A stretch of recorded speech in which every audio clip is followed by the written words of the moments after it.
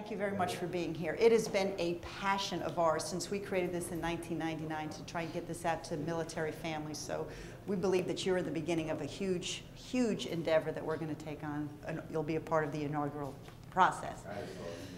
You met Neil. I'm going to say that I married very well. I think he's just a great guy. We have 4 children. And what I'm going to try and give you is a little bit of background, and then I'm going to tell you how the kit came to be and how to use it. But in that marrying very well, it was kind of good news, bad news, very successful businessman.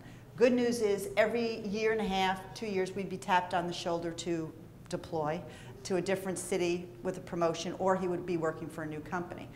So we had 4 children that were very active, between 5 and 10, and they wanted to do everything, and we're like the parents that said, you know, we had to almost limit them to 1 activity each so we can do all 4 of them getting things done. Well, Neil, when we were living in Chicago, had an opportunity to get a job with Pepsi International. Great for the resume, but it took us from Chicago to move to Connecticut, and he was going to be traveling internationally. And they said he would have about 50% travel.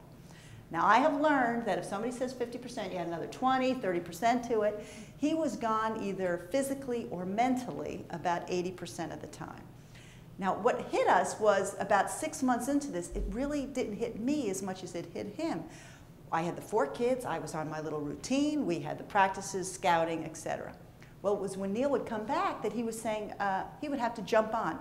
I kind of used the expression, we were kind of on this freight train, and we were going at 90 miles an hour, and he had to kind of just come on board and kind of join this train ride as we were going. It was about 6 months into it where he came to me and said, you know, this is really not what I expected family to be. We had this plan, we were going to be doing things together, and I'm feeling like I'm an outsider. And it hit me that exactly what was happening. So we came together, Neil and myself, and said, what do we want to do to come back to what we valued and we wanted to share and raise, how we wanted to raise our children. And the first thing that came to our mind that we wanted to do that we both grew up with was the time around the dinner table. We both had it, we saw the benefits of it, and that's what we wanted to give our kids. So we said we were going to commit to a meal, at least 1 meal a week together, whether it was breakfast, lunch, or dinner, but we were going to have it with the kids and give ourselves a good hour at the table where we were going to eat and talk and communicate. We also came up with an idea with, why don't we have a family meeting? And we had heard about family meetings, and a lot of the times they were used to discuss something serious and not so good. You know, divorce, moving, death, something that was not positive. But we also saw the benefits that could happen at a family meeting where you're empowering kids, giving them confidence, you know, teaching them to speak well. We just loved the whole idea of a family meeting. So we came together and we said, let's just do this meeting and let's share it with the kids. So we took the kids on a 15-hour car ride, which is an experience in itself, but we really loved those things. Before the little TVs came on, we had their little packets, we had books, we had conversation tools. We loved the idea of a family car ride. But we thought we would share this idea with them in this car ride. We were going back to Chicago. We were going to visit where we used to live, and it was a business pleasure type thing. And in the car ride, we said, guys, we want to start trying to spend more time together. Now, granted, the kids were 10 to 5. We want to try and do more things together, and the one thing we want to value is coming back to the dinner table and having meals together. We told them about that. We told them about a family meeting that we wanted to have, and they said, that'd be great. Well, it was our 10-year-old daughter that said, you know, we have this tablecloth that we use for Thanksgiving where we write down our favorite, or I guess the memory of the year, something that happened to us that we thought was important.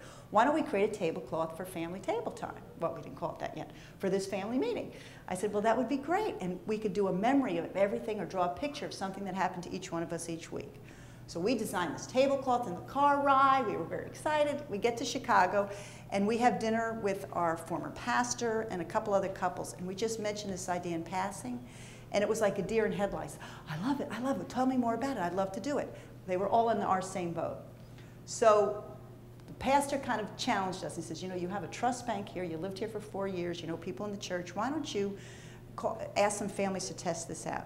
So we did then what we're trying to do here with family table time, which we coined then. And we asked for everybody's, we invited 20 families with a week's notice. It was in August. We didn't know what we were going to get. But we made it aspirational, wanted strong families who want to become stronger. And out of the 20 families that we invited, 19 came. And we wanted an hour of their time. And we wanted to explain this idea, which I'm going to do with you here too. and say, we asked for their dimensions of their kitchen table or where they ate their meals, and we ordered vinyl tablecloths, and we cut them out to their size. We brought them to this meeting. We brought the kids in. Now, my husband's with Pepsi, so we took the kids off to one room, gave them ice cream and Pepsi, which was not very good. Good to send them home with, not good for the moms and dads, but we gave them a big sheet of butcher block paper and asked the kids to write down their favorite family activities. And while they were doing that, we had the parents for an hour and said, would you commit to a 3-month test? And we told them, we want you to commit to one night a week to have a meal together, or a meal together, breakfast, lunch, or dinner, and also follow it with a family meeting.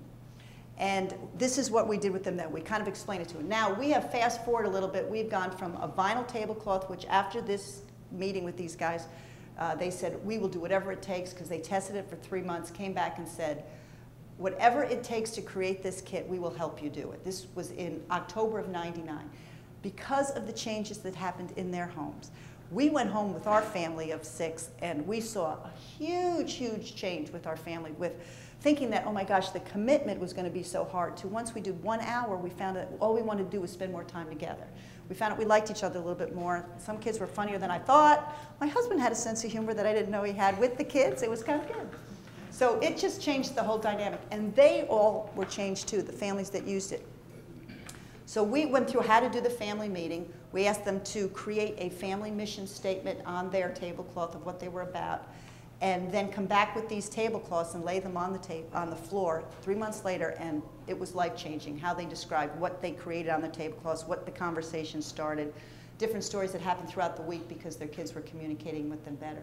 So we said, we're going to do